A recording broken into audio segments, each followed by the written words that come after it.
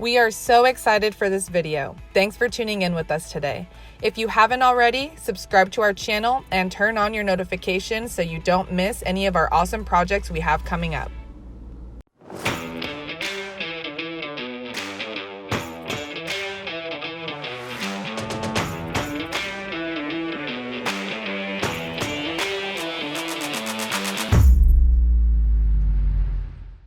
What's up everyone, I'm Tyler with Leggari. We got some cool sample boards we're gonna be doing here.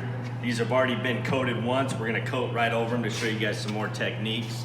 As you can see, we got everything laid out. Our sample kit, our roller, sample kit roller. We got extra cups for other colors. And then if you guys are ever using a nap roller, you always want to de-shed it. I'm gonna show you that right now because this is really, really vital. So what you want to do is put it on something and then just roll this roller onto the tape. You can use Scotch tape, packaging tape works really well, and then this yellow like painter's tape. The blue tape doesn't work as good, so I always recommend using that tape or like a packaging tape. And I always like to do it twice. So I'll do it once and then I'll come back and do it again. This will pull out any loose hairs.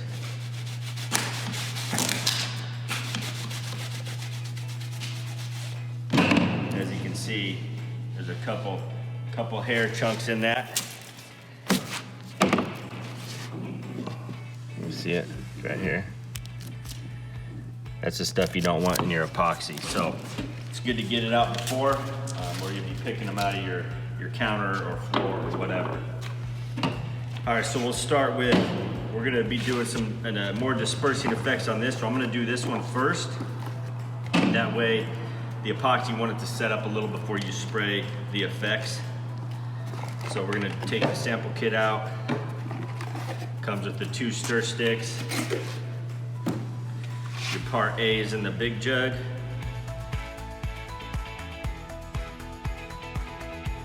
And these are put on really, really tight so they don't get loose in transport. So you might have to really give it some strength to get them open.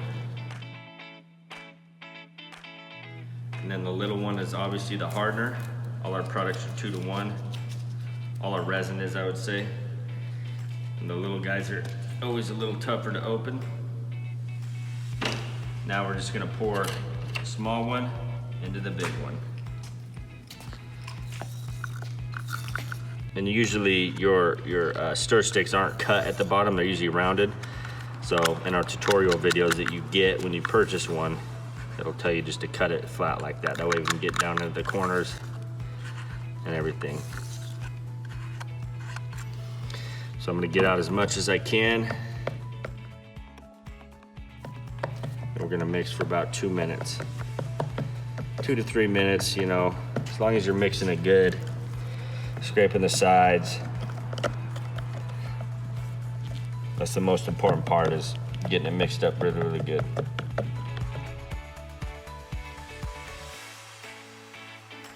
All right, so after that's mixed up thoroughly, we're gonna take our metallics and we're gonna dump, since we're doing one color and some dispersing effects, we only need to put metallics into 1 cup. So this will be our base coat.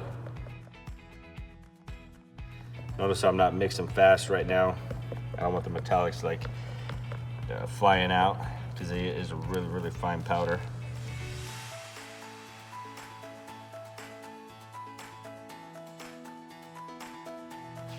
Again, scrape the sides. Try to get all that metallic powder in the resin there. Now once it gets mixed in, you kind of speed it up. That's about it. Super cool color. Didn't know you could get a vibrant black, did you? So now what we're gonna do is just dump this out in beads. Try to make even beads all down the sample here. So see how they're kind of the same thickness once they level out? It's a little thin right here. I'm gonna pour a little more here. This is kind of the same thing you want to do on your counters. You don't want to have like a really skinny bead and then really fat. It's not going to be as much product where that skinny bead is. So once I got them pretty even, just go around and scrape the rest out. Now we'll take our roller that's already been de-shedded, and we're going to lightly just start getting this roller soaked up in product. And if it's not one to roll, just push it out a little bit. See, there we go. Sometimes it gets, when you're doing a lot of coatings, they'll get stuck. The roller will get not able to roll very well, so you might have to clean your roller handles off too. So all we're doing is just kind of slowly pushing this stuff around. Getting right up to the edge.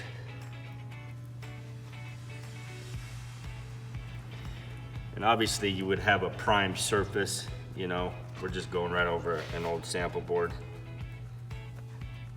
So it doesn't really matter. But once I know I got this rolled out good and even, it's always good to go both ways and go edge to edge, kind of like this, to separate out the thick spots in the middle. I'll hit my edges real quick, that way that product will just continuously be flowing over.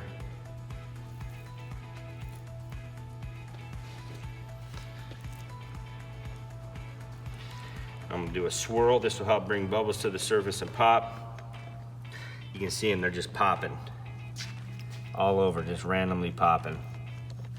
No torch needed, no chemicals needed to pop bubbles. Lays out perfectly smooth like glass.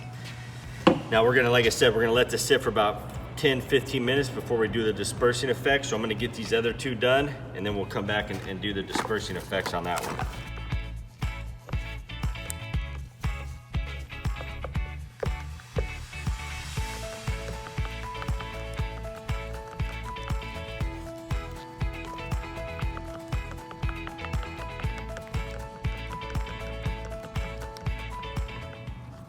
Once I'm confident in that, we're gonna pour that out.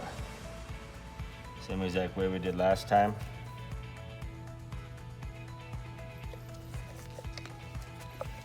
Try to get even beads everywhere. It's not as critical on these sample boards, but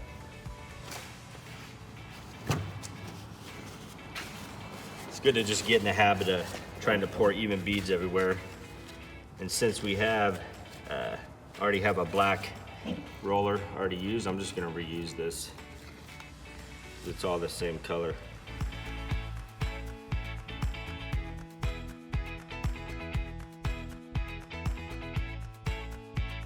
Not really trying to push a lot off the edge.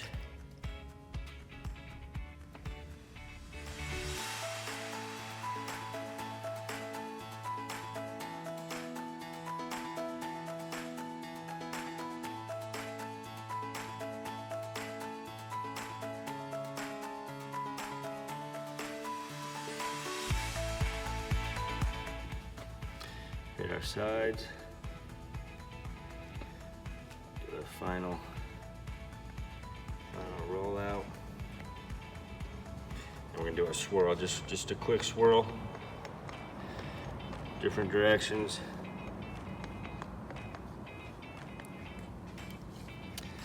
Now we're gonna add our white veins.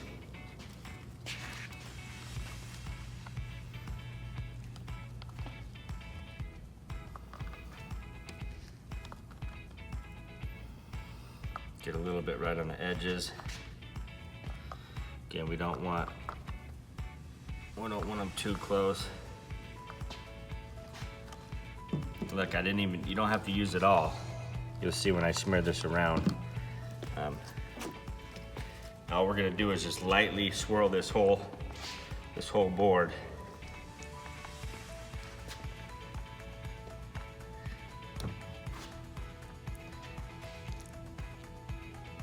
That's it, guys. Really subtle white veins, some white hues. This little spot there. And you can add more or less, totally up to you, but we'll leave that. These roller lines will go away. It'll start looking really cool.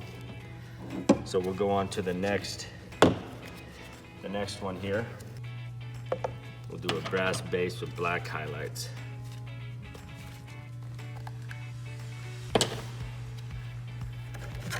So same exact thing for the small one and the big one. Get it all out. And then we'll mix it up and separate our colors. No need for you guys to watch all this again. All right, so we got our two colors mixed up. So we're gonna do our base. And these are just simple techniques we're showing you. There's endless techniques and designs. These are just some of the easiest ones to get consistent looks every time. If you're doing, if you have to do a lot of counters that are the same, for instance, apartment complexes, condos, even like bar tops and stuff, just large counters. Same thing with floors. You don't want to do really intricate techniques and stuff on a large area because it's just going to take longer to do. There's more room for error. So all I'm going to do is, again, just get my roller soaked up, and this roller's already been de-shedded. I like to get it all coated because the roller's going to soak up quite a bit. So here, see, here's a little chunk of hair that came off, and you still will get those once in a while even after de-shedding. So make sure you pull those out.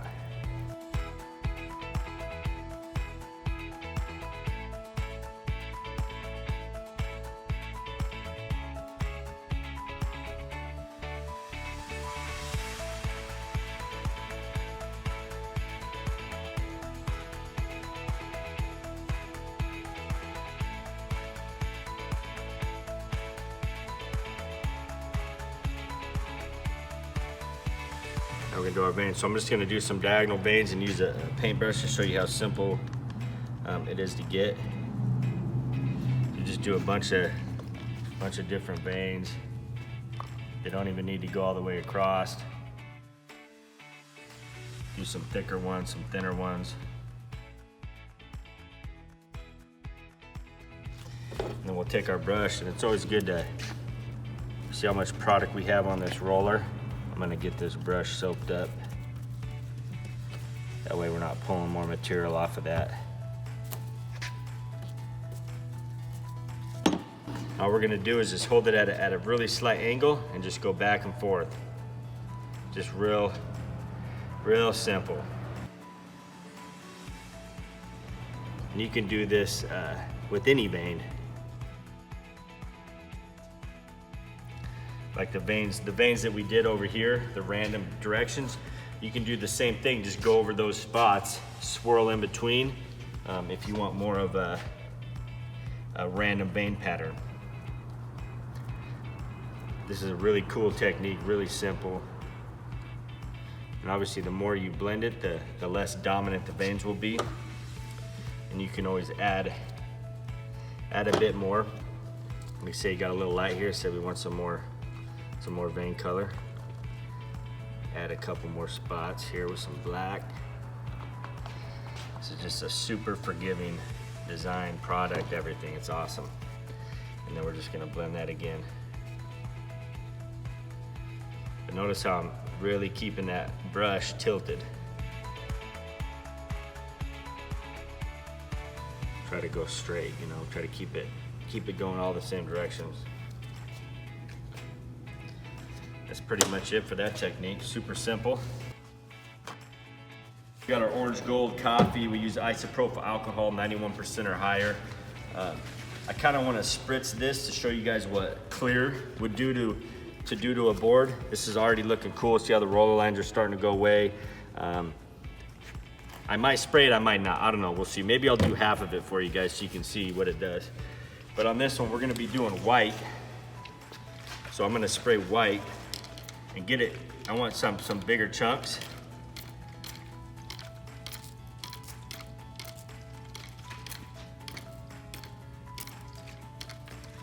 Kind of like that. And then what you can do,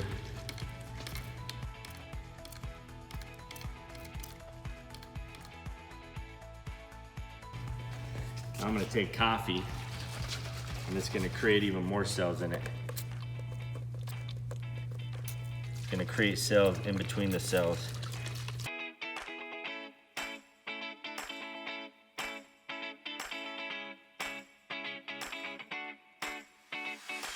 And then let's say you just screwed up, or you dumped too much out, or say you just kind of did that, but I mean, that's kind of cool. You could always come back through with some white, tone that back down. See that, tones it back down.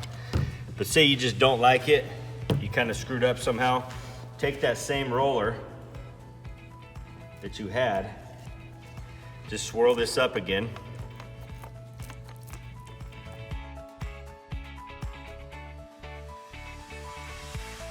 It's obviously gonna affect the hue of black just a little bit, but you're still gonna get the same effect. So look at that, now we basically got a fresh canvas to start with.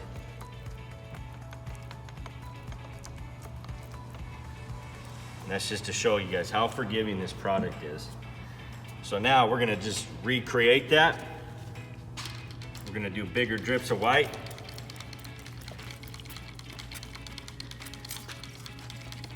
And it's better to just kind of do it random. Shake it up as you go.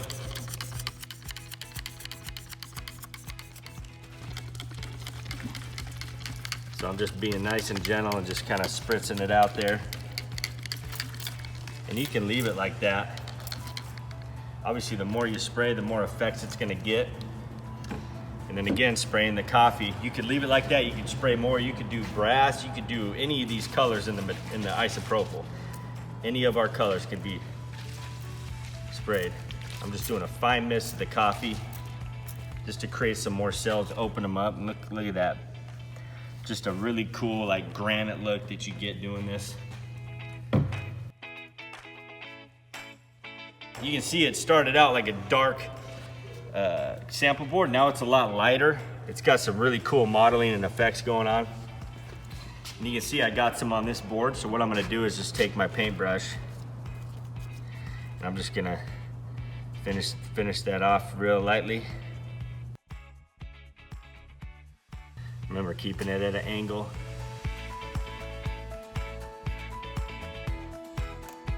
All right, so I'm just gonna mist half of this with the clear just so you guys can see what the clear will do. It won't add any color, it'll just add like some moon crater effects. It gives it another awesome look. And that's just with clear isopropyl. So you can kind of see the sky's the limit here, and we have so many different techniques and looks. And when you are doing dispersing effects, sometimes you will get these craters that'll just kind of separate all the way. All you want to do is just pat those in with your hand. A lot of them will fill in, but it's better to just stick around. Make sure you get them all tatted up, filled in. That way you don't come back the next day and have craters in it. But usually you're doing top coats, and so it doesn't really matter. And a lot of times the craters just add a really cool effect. But notice how it gives it like a moon crater look instead of just color. It's like a totally different effect, but it's just a really cool look. It's still a subtle look, but just awesome compared to just the colors. And then over here we have the veins. And this will look even better in about 10-15 minutes. We'll come out and show you guys that once the brush marks go away and this thing starts to marbleize and blend out. All right, so you see how awesome these are looking. The brush marks are kind of going away. The board's obviously tilted a little, so it's kind of flowing down this edge. You always want to make sure your stuff's level. This one's phenomenal. And then you can see here the dispersing effects kind of dissipated, so I'm going to spray it again. If you do spray it too soon, the material's still flowing and moving, that those do dissipate out, so you just want to come back and mist it one more time. Look at that, brings it right back. And it just totally depends on the amount of time that the product's been down. And you can, like I said, if it does it again, just come back and mist it again. But it'll get to the point where that metallics will be moved away and give that effect, and that product's so setting up already that it'll keep that effect. What a fun project. We hope you guys enjoyed it. Don't forget to subscribe to our channel and click that bell button so you don't miss any of our awesome projects. We'll see you guys next time.